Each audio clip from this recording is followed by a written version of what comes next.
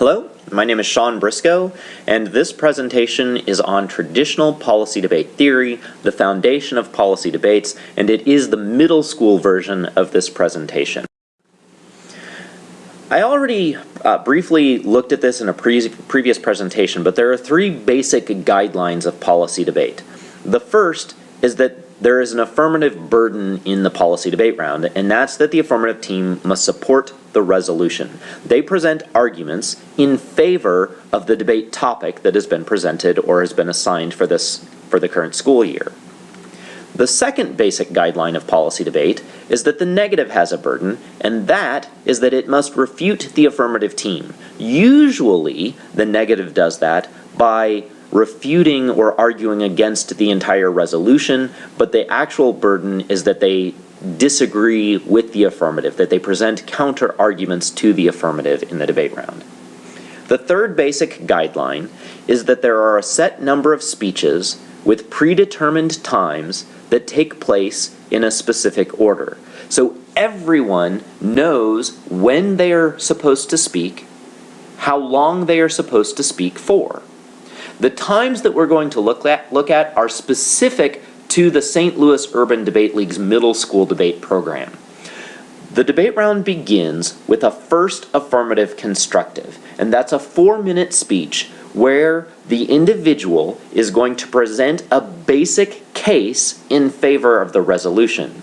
If you saw the previous presentation on arguments and argumentation, the complex and convergent and compound arguments, structures that we looked at, that would give you a basic idea of how to develop a case or what the development of a case actually looks like. And that's what the first affirmative constructive speaker is going to do.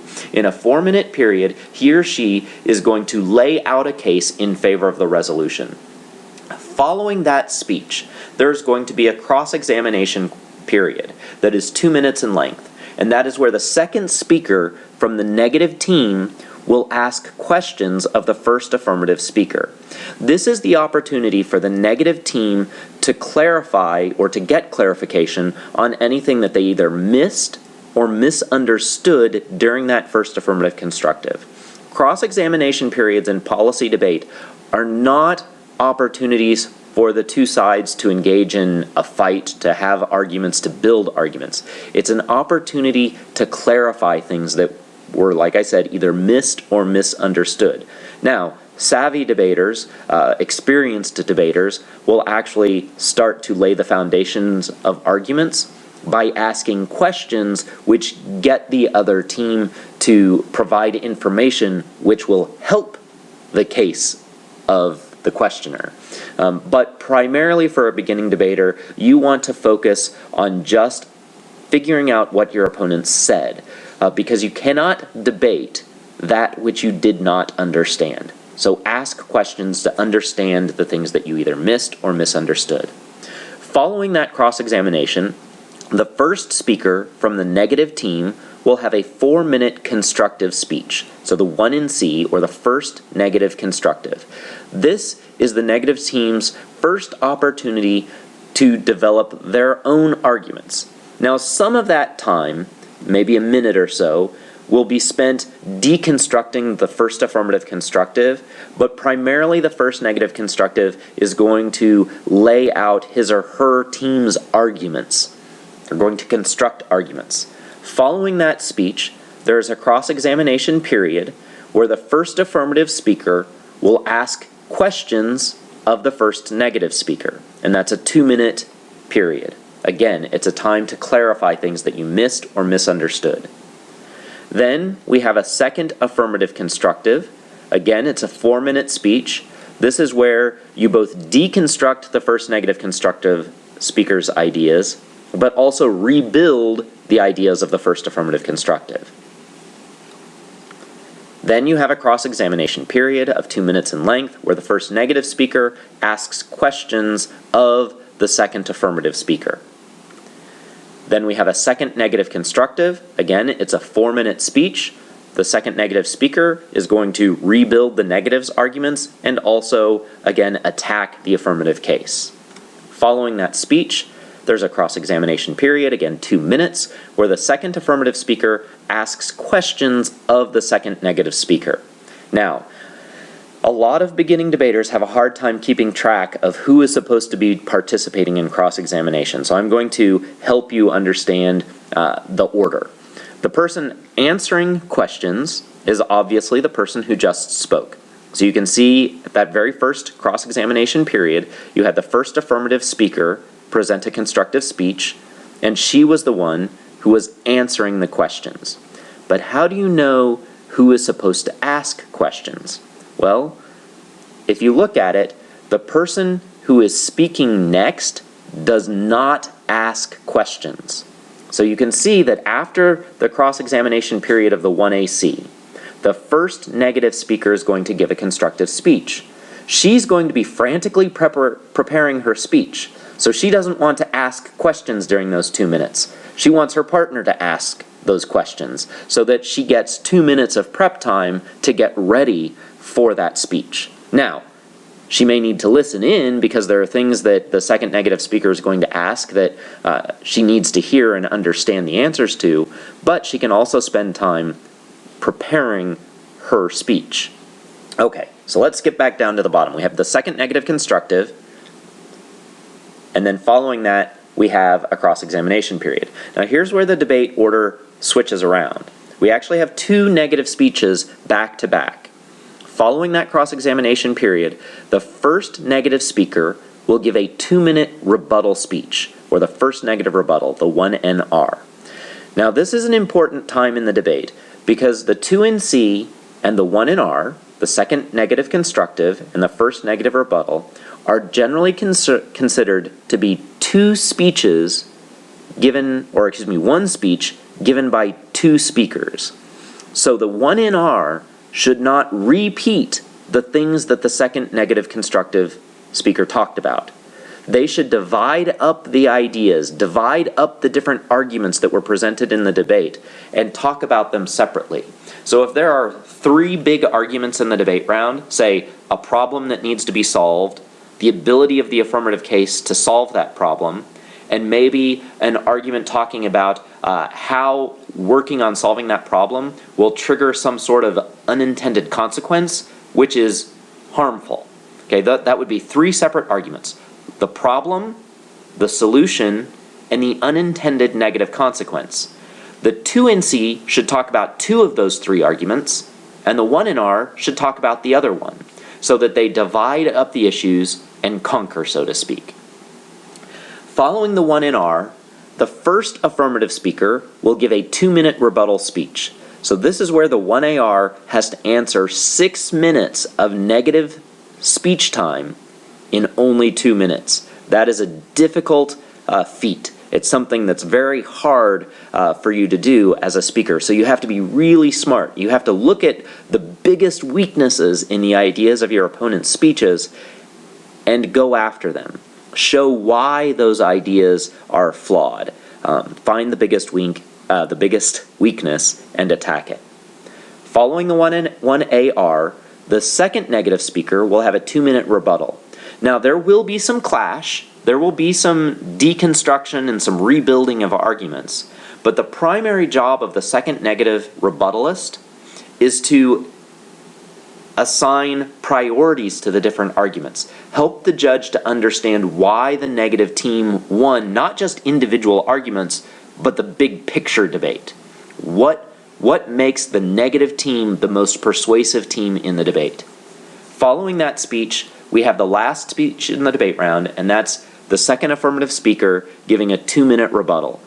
And again, there will be some clash, there will be deconstruction and rebuilding of arguments, but primarily, like the 2NR, the 2AR is primarily assigned with framing the debate, to helping the judge understand what the most important arguments are in the debate and why.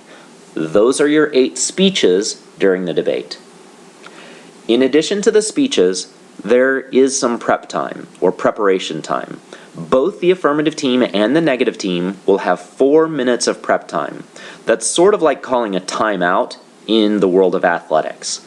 If you were in football, you would have 3 timeouts per half, Two 30-second timeouts and one 60-second timeout. What's a little bit different in a debate round is that you can use that 4 minutes in chunks of time that you decide. So if you were on the negative, you could use all 4 minutes of prep time before the one in C if you want to. Or you could use 30 seconds of prep time before the one in C,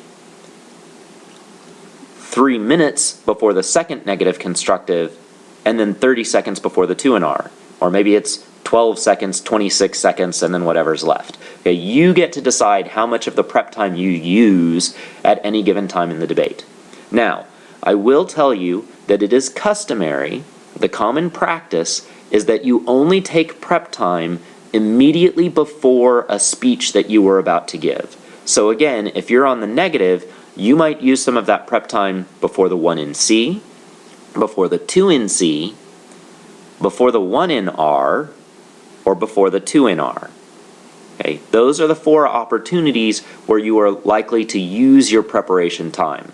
I should caution you though that the first negative rebuttalist should never ever ever take prep time. Why?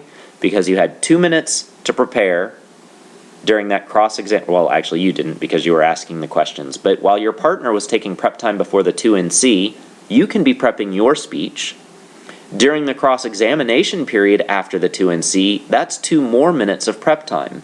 So you had 6 minutes of preparation time just during the 2 in C and the cross-examination, plus any prep time that your partner took. If he took 3 minutes of prep time, that's 3 more minutes of prep time for the 1 in R. So you shouldn't really have to take prep time before your speech. Okay, now what happens in a debate round? There are 2 basic questions that are going to be answered.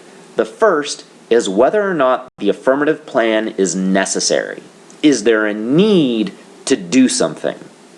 And then the second question is, do the benefits of the plan outweigh its disadvantages? Does the good outweigh the bad? At the end of the debate, if the good outweighs the bad, then the judge would vote affirmative. But if the bad outweighs the good, then the judge should vote negative. Now there are some sub-questions. On that first question of, is the affirmative plan needed, there are 2 sub-questions. The first one is, what's the problem? What bad thing is happening in the world? What do we need to fix? Okay? You can't convince someone that we need to do something if you haven't shown a need for it. But the second question is, can you identify the cause of the problem? That cause of the problem is actually important for you to identify because it helps us to understand what the solution might be. Okay? After we've answered that first question of, is the affirmative plan necessary, then we move into the benefits of the plan versus its disadvantages. And there are some sub-questions there too. The first being, will the proposal of the affirmative team actually fix the problem? I shouldn't say though that it needs to fix the problem. It really just needs to reduce the problem. It needs to make the world a little bit better. Okay, because the bigger question is, do the advantages outweigh the disadvantages? So do we get some good from implementing the policy or choosing to put that policy into action? The second sub-question is, what are the additional consequences of choosing that course of action? Do we have other positive and negative consequences? The negative team is likely to show that there are unintended consequences that actually hurt us in the long run, and that is how the harms or the disadvantages of implementing the plan, of passing the plan, would actually outweigh the benefits. Okay, so those are your 2 basic questions that drive a policy debate round. I'm going to look at the problem and the solution a little bit more on the slide after this, but before we get there, there are some important terms that debaters should understand. And the first is the idea of fiat, or the power of fiat. And then also prima facie and a priori. The power of fiat is an idea that basically says, we're going to pretend that if the judge votes for the affirmative, the plan proposed by the affirmative would actually go into law. That it would actually be done by the United States federal government. because we don't want to get bogged down in discussing whether or not we could actually convince politicians to pass a piece of legislation or who will vote for the legislation and that sort of thing. We just want to evaluate whether or not government should actually pass that policy or not. And so we have this idea of fiat, that we can pretend that if the affirmative team wins the round, then it is a statement that the government should in fact do that policy. Okay? How does the affirmative team convince the judge that their case is sound, that it's a good idea? Well, they have to start the debate round in the 1AC with a prima facie case that meets the a priori burdens. So at first glance, do they demonstrate each of the stock elements, each of the core elements of a persuasive case? And so we can use the concepts of the stock issues to develop that case. There are actually 5 stock issues. The first 2 are significance and harms. Most debaters treat them equally or the same in current debates. The idea here is that we're looking at the problem itself. What bad thing is happening in the world or is going to happen in the near future? We can identify the bad thing, and then that's the harm, and the significance is how big is that bad thing. Okay, so if, just to keep things simple, if we were talking about people dying, we could say the harm is death, the significance is how many people are dying. Okay, so we need to examine some sort of a problem, and it needs to be a significant problem or a significant harm. Then we bring in the idea of inherency. That's just a fancy way of saying what is the cause of the problem. Why does that problem exist in the status quo or in the present system, in the world? What is the cause? Then the affirmative needs to present a topical proposal or a topical plan. All that means is the proposal of the affirmative team needs to fall within the boundaries established by the debate topic or the debate resolution. So the proposal has to fall within the topic area that was assigned for policy debate. Then the affirmative team demonstrates that that proposal, that plan, can actually address the problem or fix the problem or reduce the problem, make the world better. Okay, those are your 5 stock issues that you would develop in an affirmative case. So again, we can go back to the 2 basic questions. Is the plan necessary? That would be your significance and harms and the inherency. There's a problem and the cause of it. And then do the benefits outweigh the costs? And when I say costs, I don't mean how much money does it cost. I mean like the bad things associated with it, the disadvantages. Do the advantages outweigh the disadvantages? And we'll look at solvency. Does the proposal actually work? But then the affirmative might have additional advantages, and the negative team might show disadvantages, showing the bad things that would be caused by passing the plan put forth by the affirmative. Okay, so how do you use them in a debate round? Well, let's look at the stock issues within the context of a resolution or a debate topic that says resolved, that the United States federal government should establish a national safety traffic law to improve the safety on the nation's highways. Okay, so we have our stock issues, our key questions, the problem and the solution. Underneath the problem, you talk about the bad thing and the cause of it. And underneath the solution, you look at the benefits and the disadvantages associated with the proposal. Okay, so it's just the same thing, but listed as questions instead of single words. So the policy topic is, should the U.S. federal government establish a national traffic safety law? The proposal that the affirmative has given us is that we should have a nationwide speed limit of 55 miles per hour. Okay, we're going to have the highways across the United States have a common speed limit of 55 miles per hour. That's the proposal. Is that a national traffic safety law established by the federal government? Arguably, we'll say that it is. Okay.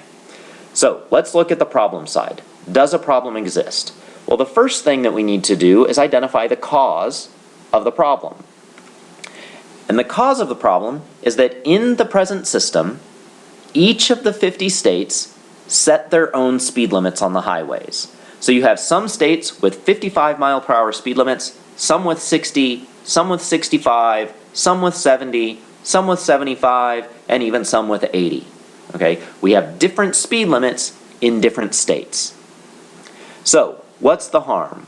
Well, we could argue that high-speed accidents increase the likelihood of death. And you could develop that problem through a number of different ways. One is that as you're traveling faster, if you get into an accident, that the damage is more severe. You could also have an argument that says that as you travel faster, accidents are more likely. Okay? You could also look back to the cause of the problem and say that states establish their own speed limits and show that in some places where people cross borders for work, maybe they live in one state but work in another, or maybe they have to, especially in New England, you may be crossing borders multiple times over the course of a day, constantly transitioning from different states where there are different speed limits, which means that you have bigger variability, increased variability between the speeds of cars on the highways, and that increases the likelihood of accidents. We also need to look beyond just the harm and say, is it a significant problem? And this is where you would look at the number of people who die on our highways every year as a result of these accidents. Okay, so that's our problem. Now we're going to look at the solution side. Is change desirable? Is it a good idea? Well, the first subset question is, will the plan work? Well, that should be pretty straightforward, and the affirmative would show that plan decreases deaths by having a common standard for speed limits, and also by lowering speed limits. So they actually have solvency in two ways. One, having a consistent speed limit between states, but also by lowering the speed limit from, say, 80 or 75 down to 55. That means that we have decreased the number of accidents on the road, and even the accidents that do occur are less severe. So not as many people are dying. Now, do the benefits outweigh the costs? Obviously, a part of that is simply going to look at the solvency story that we just talked about. How many lives do we save? But we might also examine economics of this policy. We could say that cars are more efficient at 55 miles per hour, which means that people spend less money on gasoline, which means they have more money to spend on other things, whether it be food or clothing, or maybe just to go out and hang out with their friends, go to a movie or something like that. We could also talk about the economics of the situation by showing that lower speed limits decrease the amount of wear and tear on the highways, which means we don't need to spend as much money repairing the highways each year. But the negative might push back and say, well, that's actually in our favor because we use those tax dollars to employ people. That's a lot of jobs out there. The construction workers who are working on the highways, that's a lot of income for people. So there's actually a benefit of spending that money. We might have environmental impacts. We might say that by lowering the speed limit to 55, vehicles drive more efficiently, which means they burn less gasoline, which means there's less pollution being distributed or released into the atmosphere. So that's a benefit for us. But there's also a consequence on choice, and specifically states' choice, or the concept of federalism, that we reserve different powers for the states. And right now, speed limits are one of those powers reserved for the states. And maybe the negative could develop some sort of an argument that says that there's a harm, there's a negative consequence of having the federal government, the national government, reach in and say, we're going to take this power or this freedom, this authority away from you, and we're going to dictate to the states what you do on your highways and how you approach the highways in your state. And so maybe that's a negative consequence. All of that taken together then is how we answer a policy question of whether or not there is a problem and whether or not the benefits outweigh the disadvantages. The affirmative is going to develop a prima facie case which meets each of those 5 stock issues, that there's a harm that is significant. What's the cause of that harm?